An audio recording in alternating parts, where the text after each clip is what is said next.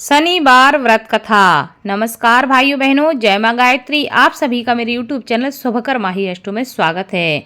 आज के इस वीडियो में सुनते हैं शनिवार व्रत कथा। सभी से विनम्र निवेदन है, अगर आप मेरे चैनल पर पहली बार आए हैं तो प्लीज वीडियो को लाइक, चैनल को सब्सक्राइब और वीडियो को ज्यादा से ज्यादा शेयर अवश्य करें, ताकि आपके साथ साथ आपके अपने भी इस कथा का लाभ ले सकें और शनिदेव की कृपा आपके साथ, आपके घर परिवार पर हमेशा बनी रहे।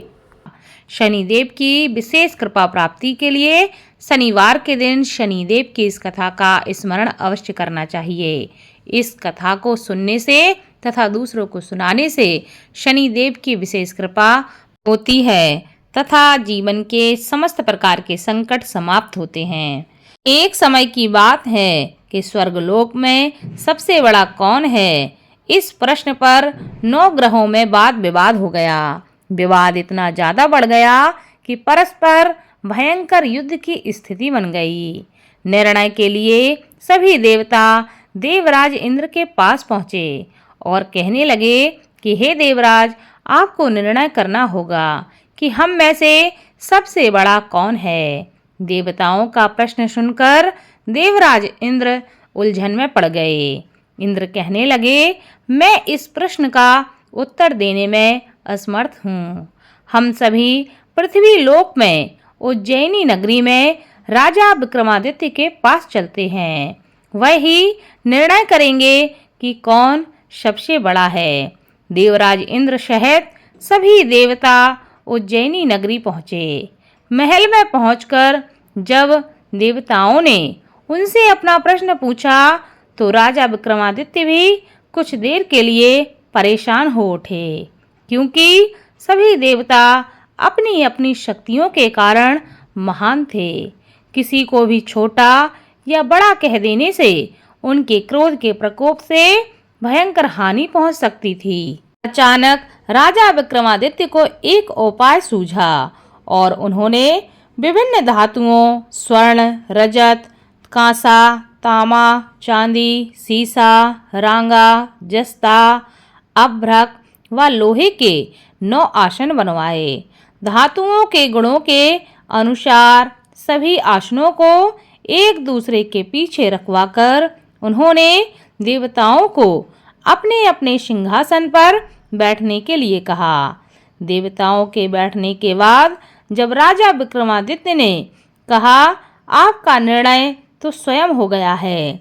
जो सबसे पहले सिंहासन पर विराजमान है वही सबसे बड़ा है।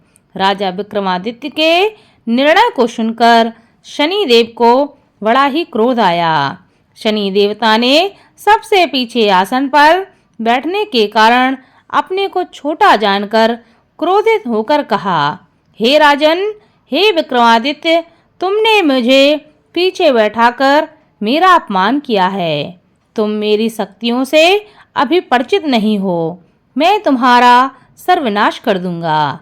शनिदेव ने कहा, सूर्य एक राशि पर 1 महीने, चंद्रमा 2.25 दिन, मंगल 1.5 महीने, बुध और शुक्र 1 महीने, बृहस्पति 13 महीने रहते हैं, लेकिन मैं किसी राशि पर 7.5 वर्ष तक ही रहता हूँ। बड़े बड़े देवताओं को मैंने अपने प्रकोप से पीड़ित किया है। राम को 7.5 के कारण ही वन में जाकर रहना पड़ा और रावण को 7.5 के कारण ही युद्ध में मृत्यु का शिकार बनना पड़ा। राजा, अब तू भी मेरे प्रकोप से बच नहीं सकेगा। इसके बाद अन्य ग्रहों के देवता तो प्रसन्नता के साथ वहां से लौट गए, परंतु शनिदेव बड़े क्रोध के साथ वहां से विदा हुए। राजा विक्रमादित्य पहले की तरह ही न्याय करते रहे। उनके राज्य में सभी स्त्री पुरुष बहुत आनंद से जीवन यापन कर रहे थे। कुछ दिन ऐसे ही बीत गए।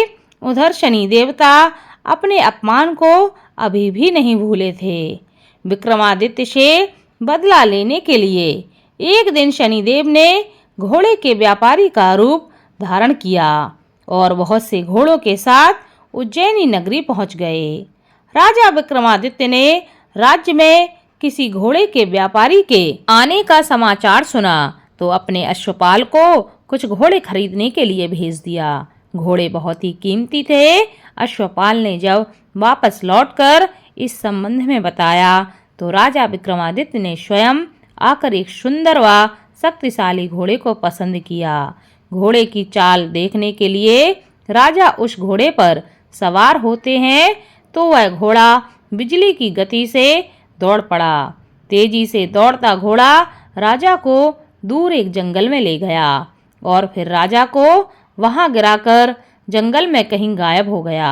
राजा अपने नगर को लौटने के लिए जंगल में भटकने लगे, लेकिन उन्हें वहां से लौटने का कोई रास्ता नहीं मिला। राजा को भूख प्यास लग आई थी।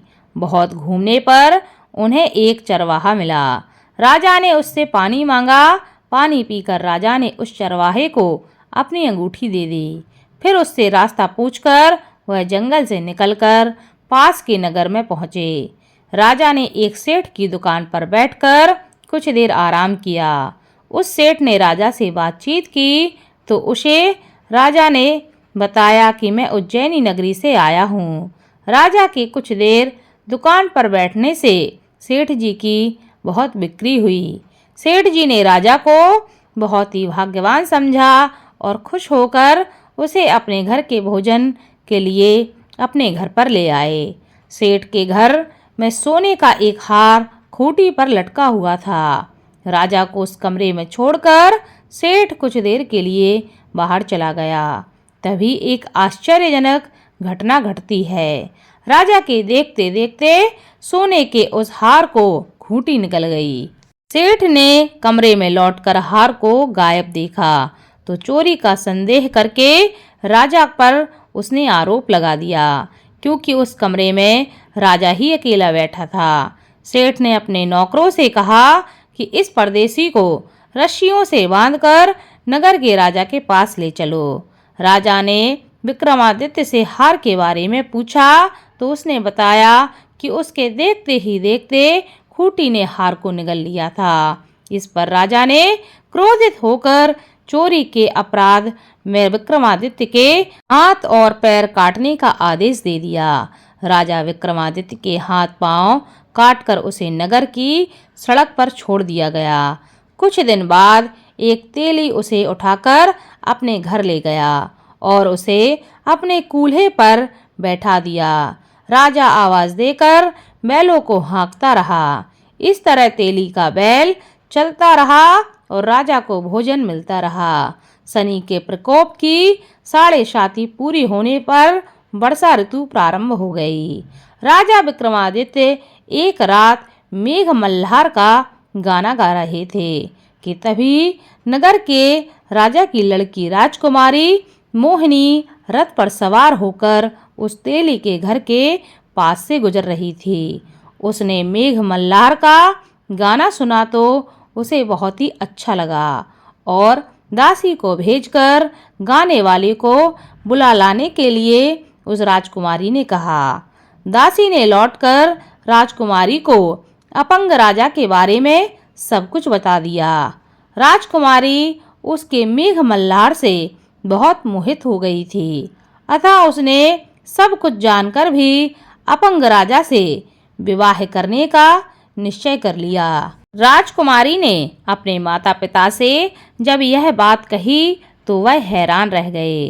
रानी ने मोहिनी को बहुत समझाया पर उनकी बेटी नहीं मानी। तेरे भाग्य में तो किसी राजा की रानी होना लिखा है, फिर भी तू उस अपंग से विवाह करके अपने पांव पर कुल्हाड़ी क्यों मार रही है। राजकुमारी की माँ ने उसे बहुत समझाया। राजकुमारी ने अपनी जिद नहीं छोड़ी और अपनी जिद पूरी करने के लिए उसने भोजन का त्याग कर दिया और अपने प्राण त्यागने का उसने निश्चय कर लिया। आखिरकार राजा रानी को विवश होकर अपंग विक्रमादित्य से राजकुमारी का विवाह करना पड़ा। विवाह के बाद राजा विक्रमादित्य और राजकुमारी तेली के घर में रहने लगे। उसी रात स्वप्न में शनिदेव ने राजा से कहा, राजा तुमने मेरा प्रकोप देख लिया है, मैंने तुम्हें अपने अपमान का दंड दिया है। राजा ने शनिदेव से क्षमा करने के लिए कहा और प्रार्थना की कि हे शनिदेव, आपने जितना दुख मुझे दिया है अन्य किसी को ना देना। शनिदेव ने कुछ सोचकर कहा, राजा मैं तुम्हारी प्रार्थना स्वीकार करता हूँ। जो कोई स्त्री पुरुष मेरी पूजा करेगा, मेरी कथा का श्रवण करेगा, उस पर मेरा क्रोध कभी नहीं होगा। जो भी शनिवार को व्रत करेगा, मेरी कथा को सुनेगा, दूसरों को सुनाएगा, उस पर मेरी अनुकंपा सदा बनी रहेगी। प्रातःकाल राजा विक्रमादित्य की नींद खुली तो वह देखते हैं कि उनके हाथ पैर वापस आ गए हैं। यह सब देखकर राजा की खुशी का ठिकाना न रहा। उसने मन ही मन शनिदेव को प्रणाम किया और राजकुमारी भी राजा के हाथ पांव सही सलामत देखकर आश्चर्य में डूब गई। तब राजा विक्रमादित्य ने अपना परिचय देते हुए शनिदेव के प्रकोप की सारी कथा रानी को सुनाई। सेठ को जब इस बात का पता चला तो वह दौड़ता हुआ तेली के घर पहुंचा और राजा के चरणों में गिरकर क्षमा मांगने लगा। राजा ने उसे क्षमा कर दिया, क्योंकि यह सब तो शनिदेव के प्रकोप के कारण हुआ था। सेठ राजा को अपने घर ले गया और उसे भोजन कराया। भोजन करते समय वहां एक आश्चर्यजनक घटना घटी। सबके देखते देखते उस खूंटी ने हार को उगल दिया।